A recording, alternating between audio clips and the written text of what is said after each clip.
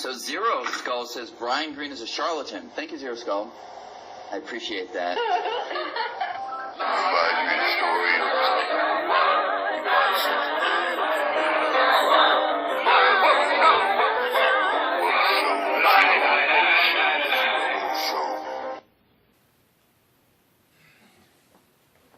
Hey, hi, hey, come on in. Hello, come on in. Welcome everybody, welcome, sit down, get cozy. Hey everybody, by which I mean you, welcome to the show. This is the most underground show in the world and it's my show. The fact that it's the most underground show in the world means that it's the least watched show in the world. And the people who do watch it probably have very little to nothing in common with each other, aside from the idiosyncrasy that they all watch this show. Hopefully, if you're watching this, you have seen Back to the Future at least once. It'd be better if you'd seen it like 3 or more times so you really had the opportunity to absorb it. Because I'm going to look at a sequence using literary juxtaposition, which is the same method by which I figured out what the whale said in Star Trek 4, and what 42 means in The Hitchhiker's Guide to the Galaxy.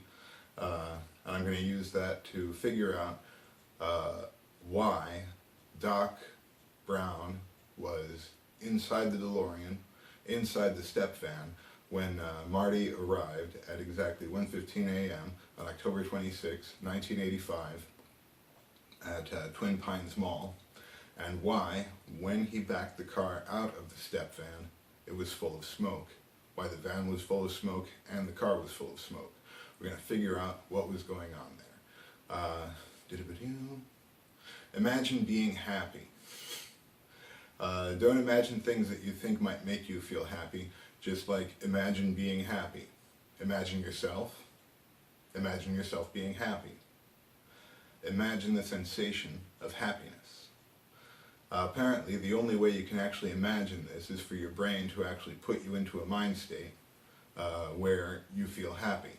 You can imagine being upset, you can imagine being sad, you can imagine being angry, you can imagine being in any mood or state that you want. You can imagine being confused. And your brain will put you into a state where will put you into a mindset where you're in that state. So if you imagine being happy, the only way you can really do that is for your brain to just make you feel happy. You can be having a terrible time in your life, but you can still feel happy. But you can still feel happy. We're gonna see a neat shadow puppet. We're gonna see some more glitches in my Link's Awakening on my Nintendo Game & Watch Legend of Zelda. That's the 2019 edition, or is it the 2020 edition? And there'll be another episode of Time for Recess starring Ziggy Smox. There are going to be 4 episodes in total, and then I'm going to put that all together into one long episode. I'm going to try to get some actors to do some voices in that. Oh yeah, and it has been a while since the last episode because I had to write a script and do a storyboard for a comic. I submitted it to a comic anthology. I don't currently know the title of the anthology. I'll keep you updated on that as updates occur. So I've got a comic, or I've got a story in a comic anthology, and that's why I haven't done an episode in a while, because I had to write that and make it work and explain why I needed all these panels and like what's supposed to be happening in them. Writing a comic is very different from writing a movie or writing an ordinary story. Ooh. Yeah, okay. So let's get the show on the road.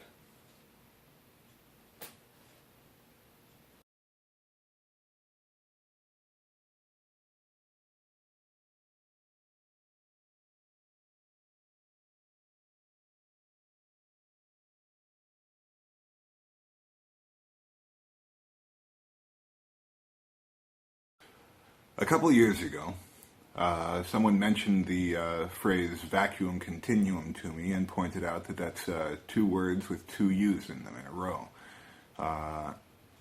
And they suggested that I should try to make a sentence using as many 2U words as possible.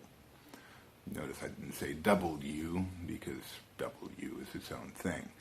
There aren't very many of these words. There's like 25 or 30 of them, and most of them are actually Hawaiian words, but I didn't want to just use Hawaiian language as standard English, because it isn't. It is its own language, and though the people of Hawaii are American, they do have their own language that is related to their actual national identity as Hawaiians. And I'm just a silly haole, which is Hawaiian for a person who is not Hawaiian.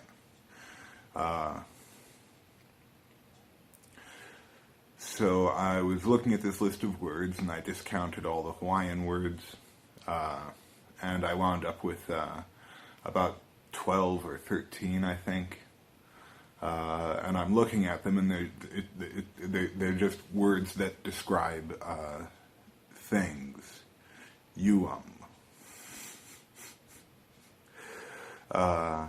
All words are words that describe things. Every word is an abstraction of something. Okay, so I had the word equus, which E-Q-U-U-S, which refers to horses, the genus that horses belong to. It includes zebras and ponies and other kinds of those animals, donkeys.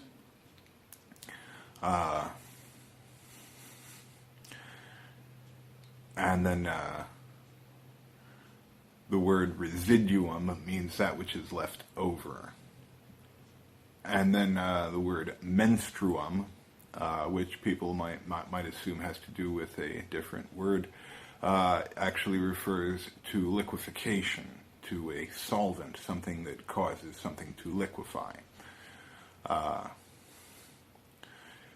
And then I realized that equus residuum can refer to horse glue, because that would be a residue left over from horses. And then, of course, you can use a solvent to liquefy glue, so you can use menstruum to affect equus residuum. And,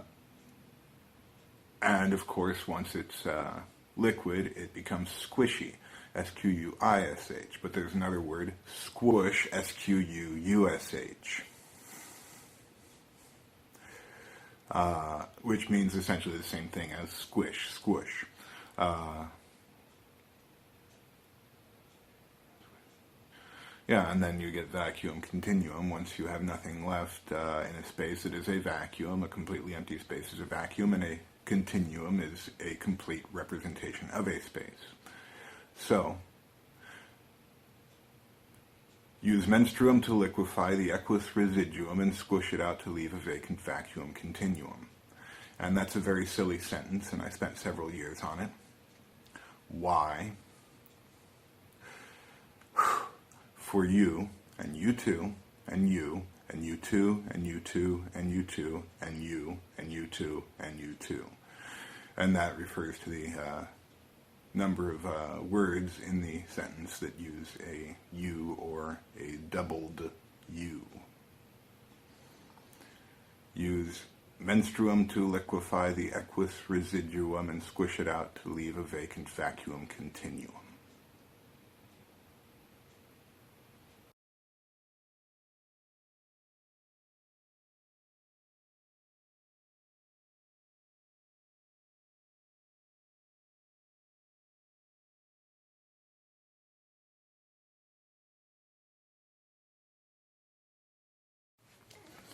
So I've got all of my Donatellos, and there's a splinter.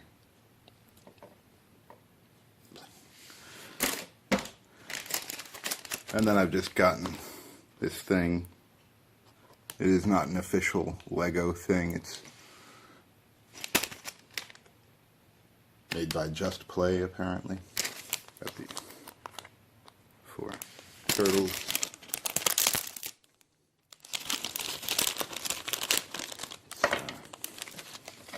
Instructions, pieces,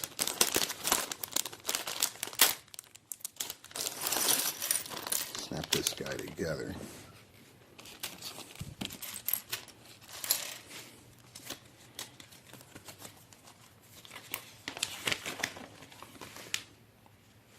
That's nice. It's got a backing. Can you even see that? No, but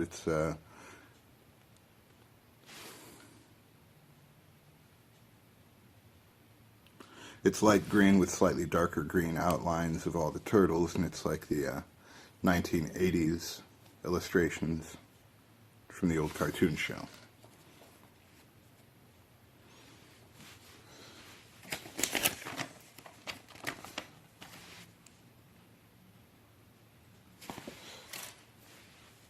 So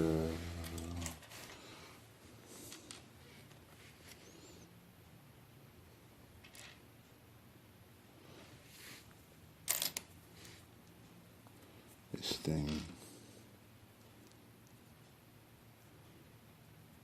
goes here, this goes here.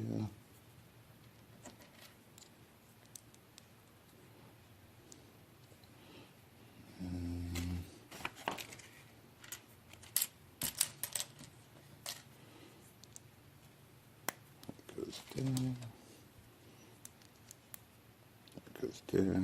Coming along.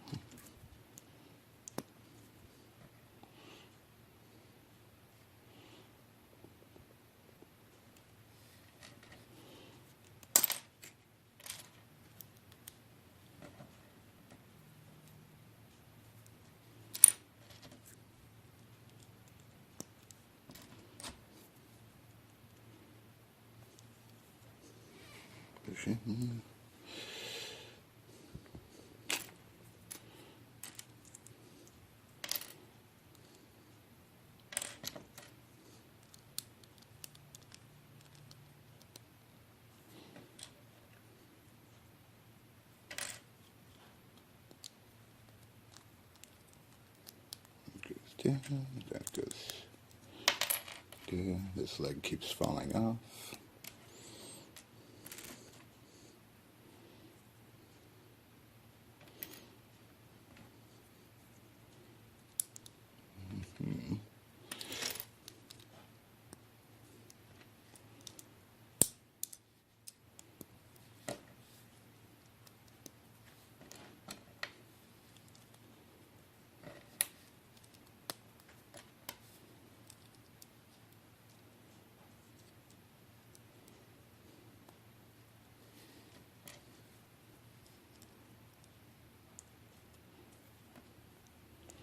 Mouth,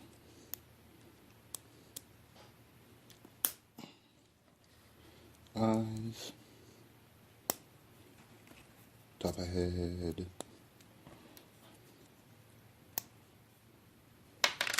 and that leg keeps falling off. And bing, Donatello.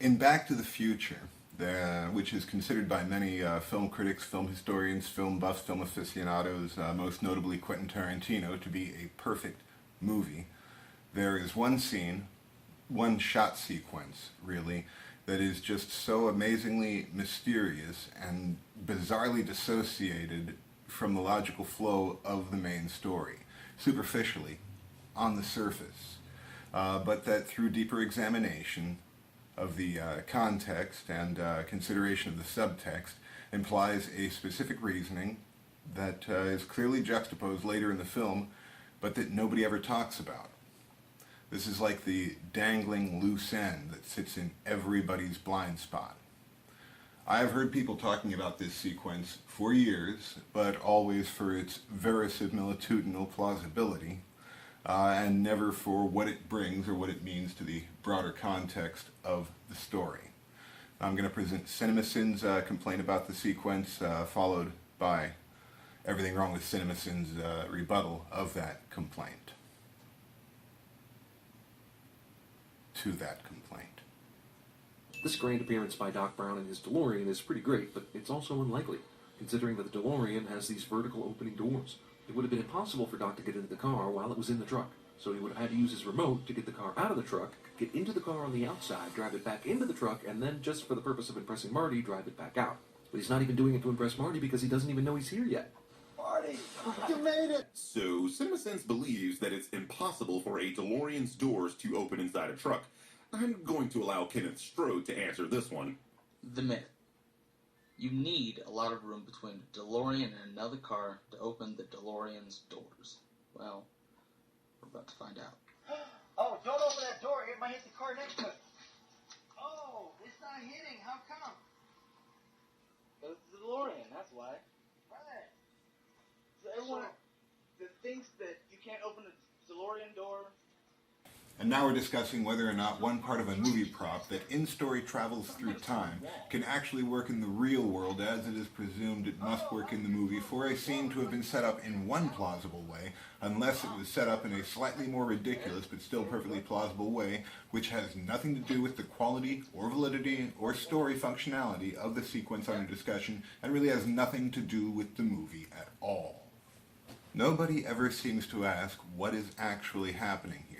And they should, because what we are seeing makes absolutely zero sense based on what has come so far in the story and the unfolding canonical events of the story yet to come. If you really think about it, why is the truck full of smoke? What's going on here? Where did all this smoke come from? What's it doing in there? The DeLorean hasn't done anything interesting yet. It hasn't traveled time yet. It hasn't even really been driven yet. Why is the truck full of smoke? And after Doc Brown opens this door, and we can see the smoke inside there already, why does all this smoke come pouring out? When the DeLorean travels time, it doesn't get filled with smoke. What's going on here? Now, I am by no means able to read the mind of Dr. Emmett Brown, him being a fictional character, but I am a writer, and I can read the way a writer writes. By looking at the story through the lens of a writer and using literary juxtaposition as our guide, we can figure out exactly why Doc Brown was inside the truck and what he was doing in there that filled the truck and the car with smoke. JL, aka the Murder Whistle from Extraordinarily Ordinary Media, who is a movie reactor, is the only person I have ever seen reach the conclusion that the movie lays out, or any real conclusion about this sequence at all that actually involves the story. JL, on first viewing, what did you think Doc was doing in there? I thought it was in there smoking. Exactly. But can we prove it? Is there a comparable scene in the movie where a character is inside the back of a vehicle and when the doors are opened, smoke pours out? There is. And what caused that smoke? Anybody? Hey, listen, guys. Look, I don't want to mess with no reefer addicts, okay? Reefer. So, it must be thus. Doc Brown got into the car around 1:08 a.m. because he wanted to smoke weed, and he wanted to do it inside his cool car. Or he figured weed smoke on the wind might attract unwanted attention, perhaps from law enforcement, to his time travel experiment, and he just doesn't want that. Once inside the car, he probably decided that he was still too visible. You know, you're sitting there smoking inside a car, that looks kind of weird. And then right in front of him is his truck. A garage, portable garage, it's right there. So he pulled the car into the truck, and then he closed the gate. Then he's sitting there puffing away inside his car, and he realizes that he can roll down the window and fill the entire truck with smoke. So he's got to be in there. The car is already full of smoke, and he's just like leaning to the window, oh, pardon me, blowing smoke out into the truck. Then at 1:15 a.m., Doc Brown would have looked at one of his many watches and noticed the time, realized Marty is about to arrive. Then he would have rolled up the windows, made sure he was all together, turned the car on, opened the gate, and then drove out. The smoke we see when we are first introduced to Doc Brown and the DeLorean has to be weed smoke. That's just a giant cloud of weed smoke. And it has to be because that is the only explanation the movie provides, and it does provide a definite explanation. And because it provides that explanation only once and never any other explanation, that explanation must stand every time we see that sort of thing. That smoke in the headlights, that smoke in the windshield, that smoke pouring out has to be weed smoke. Doc Brown is stoned out of his mind.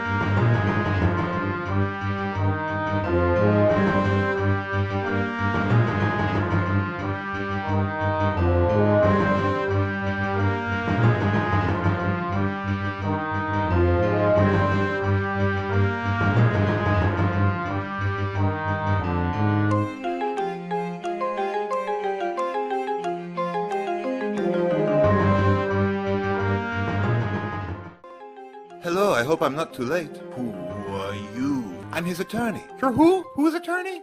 Don't say you don't remember me. I'm your lawyer, remember? You hired me. Yes, I remember you. And I do remember hiring you. But I also remember that you started giggling and drooling and became wholly unresponsive to external stimuli, so I immediately fired you and then left your office. Did you? My notes just say hired, and then it looks like I drew a bunch of smiley faces. Well, it seems you're right on time. We haven't quite gotten to Mr. Frog yet. It's Forge! Forge. Okay, fine, Mr. Special Item. What about him? What about him? He's my partner. Yes, but who is he? Who is he? He's the guy. That is the guy. What is his name? Why do you have trouble with names? Asking who someone is not asking for their name, but asking for their life and the essence of their being. For the sake of holy blasphemy, just tell me the guy's name, the man's name. What is his name? His name is Irving Wen. You just say over and over in your head, you need Irving Wen, you need Irving Wen, you need Irving Wen, you need Irving Wen, you need Irving Wen. You never forget, Irving Wen. And that's Irving Wen. He's the guy. That guy is the guy. Irving Wen. Irving Wen. Okay, here you are, Mr. Wen. Last on the list. We've still got a ways to go before we get to your case, but I'll tell you, Mr. Irving Wen, eating my food is not a good way to keep yourself from getting thrown in jail. Oh, he likes jail. You see? Really? He is utterly institutionalized to the core. You gotta give a guy like that a hefty fine. You gotta make him give you money. Hey, Irving, how do you feel without any money? You see, he'd hate that. And you'd get your debt to society paid off in 45 or 15 years. 50 years? No, that's 15. See, it goes, I don't know why you don't know about it. You went to school. It goes 45, 47, 49, 15, 16, 18, and twin teens. What? You! I beg your pardon. Yes. My client was here first, and we deserve to be heard first. Yes, you're absolutely right. I am not your client, and I am not paying you for your services. Then I'll work it pro bono. You two find a pair of seats and wait till I call for you. You do not make trouble. And you keep your mouth shut. All I need is a win to get my daddy off my case so he can tell all the employee and customers at the Covenant store about how successful his sperms are. Huh, you said Covenant store. Don't you mean convenience store? No, my daddy's English wasn't too good back when he first opened the shop, so he called it the Covenant store and had the sign made. Couldn't he rename it? It's nostalgic, it's unique, you know? Get off my case about it. I just need a win. We won't win. What's the matter with you inside your haywire cyber gear brain that you're eating some guy who's gonna prosecute you's food? What is the matter with you? Are you broken? Shush, you two. I didn't realize we were being noisy, sorry. Not you two. Those two. All right, now, where were we? You were there, and those other fellows were right there, and we were standing here talking about getting my daddy off my case, but then you asked those other fellows to leave, and they went over there. So they're over there now. We're certainly not where we were, considering that they've left. Shall I call them back so we can really regain the full dramatic tension of a moment ago? No.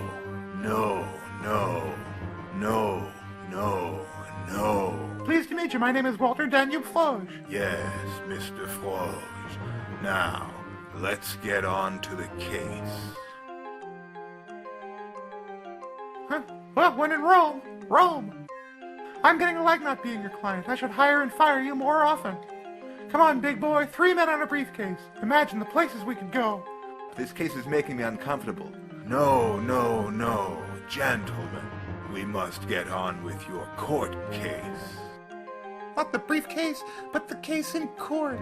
Yes, the court case. Of course, that's why we're here in court in the first place. Get off my lap so I can get off my case. Onto the case. I didn't really think he meant that. I only did it just in case. Well, it's a good thing it wasn't a hat box. Yeah, it's a nice sturdy briefcase. Why would it be a hat box? For the same reason you'd sit on it, just in case. Now, getting on to the court case. Yes, the court case. I wish to file a formal complaint about the handling of my case in court.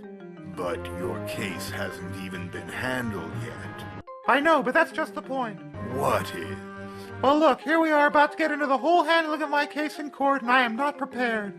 Not prepared? That's right. My right to a speedy trial has been pushed along so smoothly that I haven't had any time for it. Well, you had the time and the wherewithal to hire a lawyer, Mr. Frog. It's Froge. Maybe you will get it in the throat. Yes, Mr. Froge. You can't file a complaint about a speedy trial. All trials are speedy for your convenience, not to inconvenience you. Well, this is an outrage, and I want to speak to your manager. Who's in that little office back there?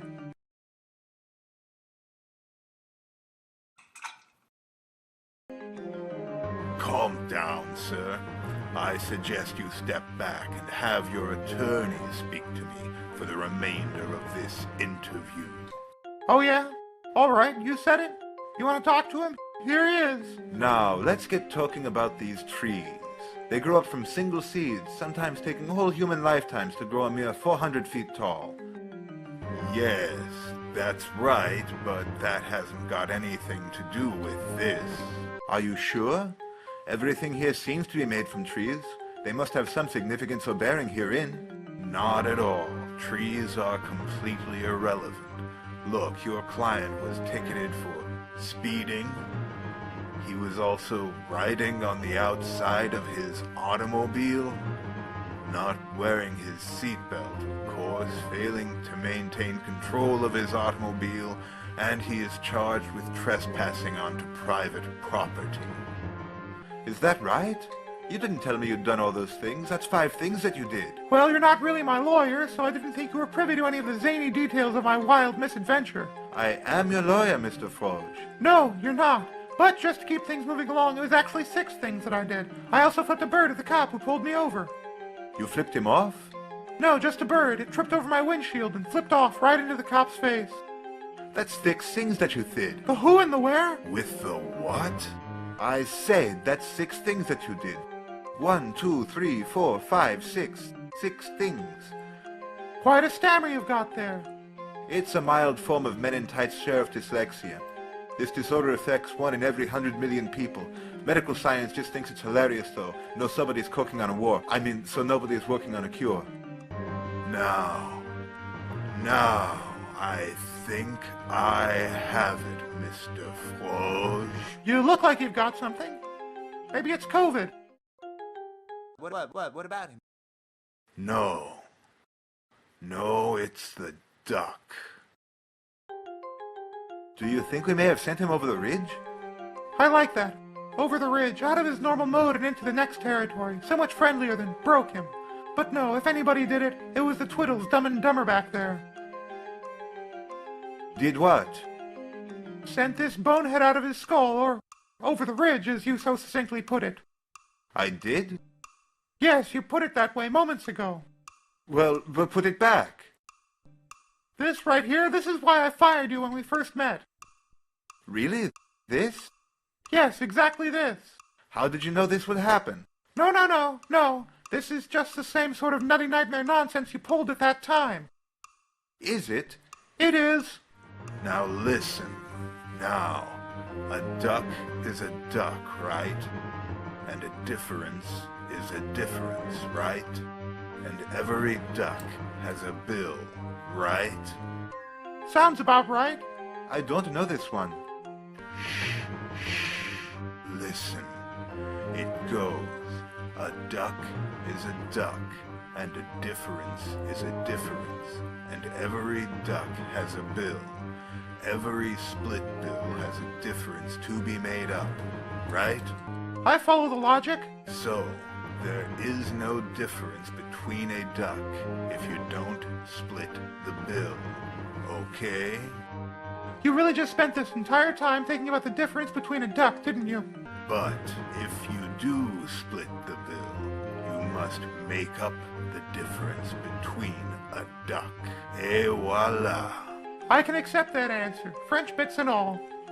Good. Now look.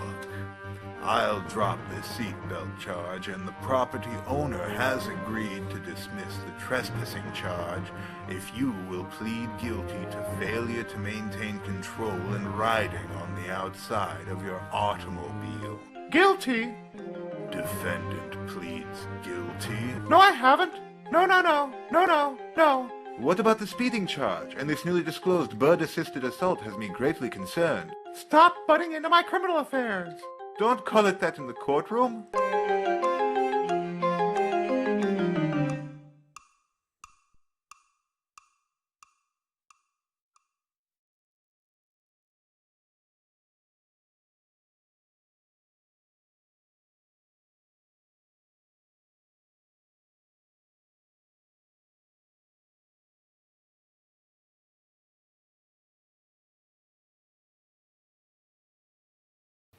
Again, I'm ZERØ School, and again I've got my Legend of Zelda Game & Watch console. Turn it on, please. You can see the Triforce lights up on the back when it is turned on. Dun, dun.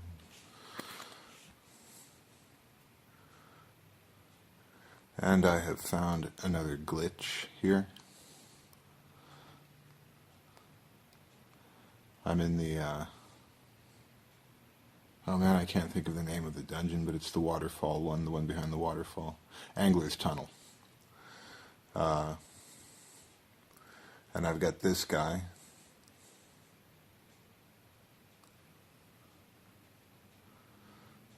Dark Knuckle?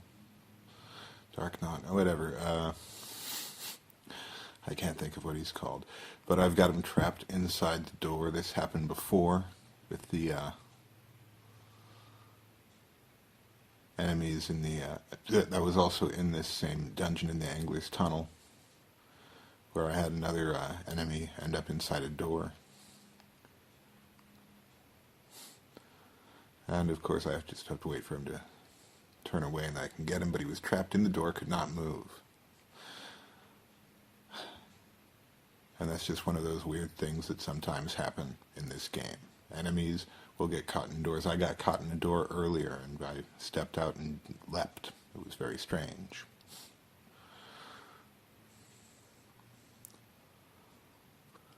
Here I've been playing Link's Awakening, yeah, and I really just started, and I have just put the powder on Raccoon Terran's nose.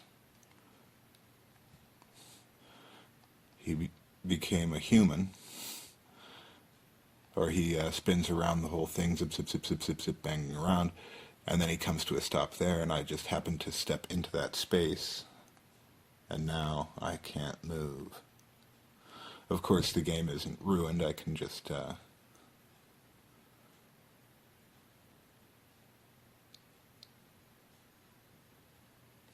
go to the thing and save and quit, and then start over, and it'll take me back to the last door I went to.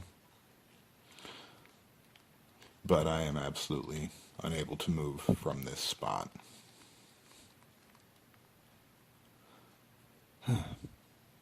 So that's another fun Legend of Zelda glitch. It's not a terrible glitch, like the game itself isn't destroyed, and I guess it isn't particularly fun, but it's just like I'm absolutely trapped there because Terran came to a stop, and he's all tuckered out and has decided to take a nap, and so I can't move him. I can't do anything. I'm all tuckered out. I think I better set a spell before I head home.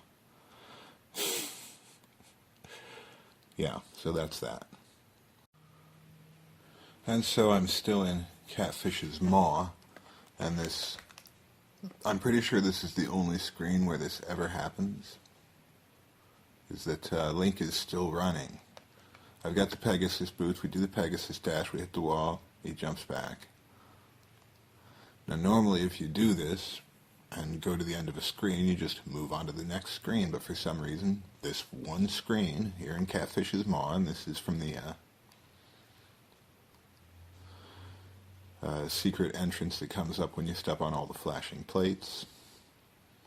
Come down into here, do the Pegasus dash, and just run forever.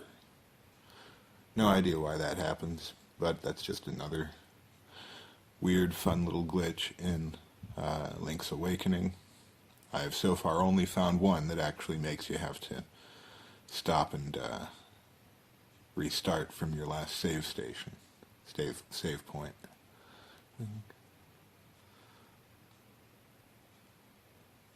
I wonder if that works from this side. Will I just go over? Yeah, I just go over. That's what it's supposed to do. But for some reason... Where do you have to start from? That's really weird. Then I start from over here.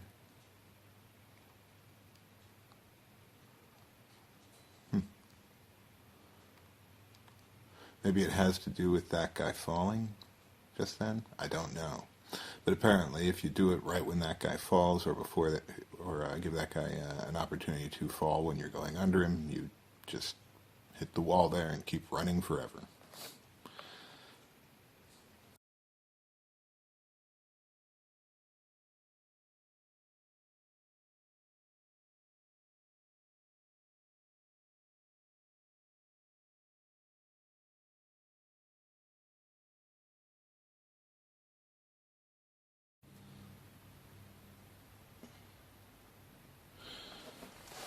Okay, so I've got my hand set up like that. That goes to there, that goes to there, and that goes to there, and that goes there. Got my hand set up like yay. You can see,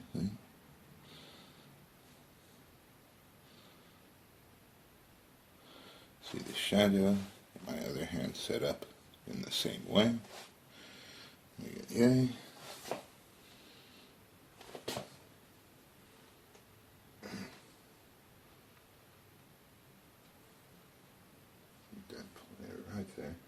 And there we've got a skull.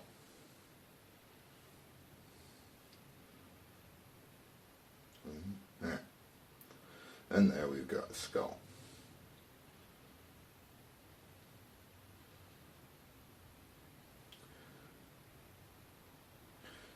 And this is see the jaw would be right down there.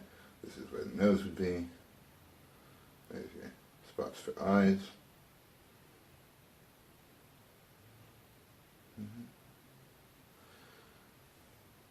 And so it would just be the upper half of a skull.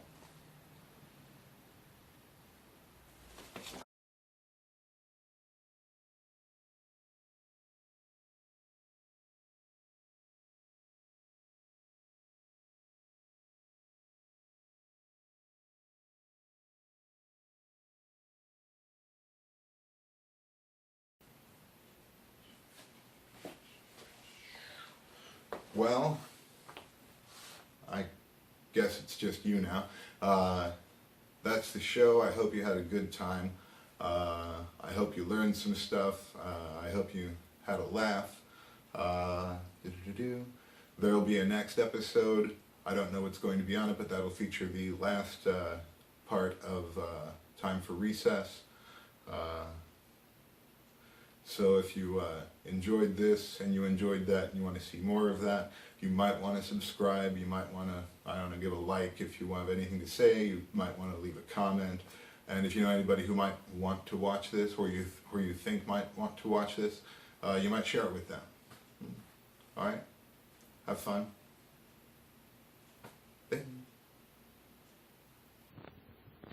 So Zero Skull says Brian Green is a charlatan. Thank you, Zero Skull.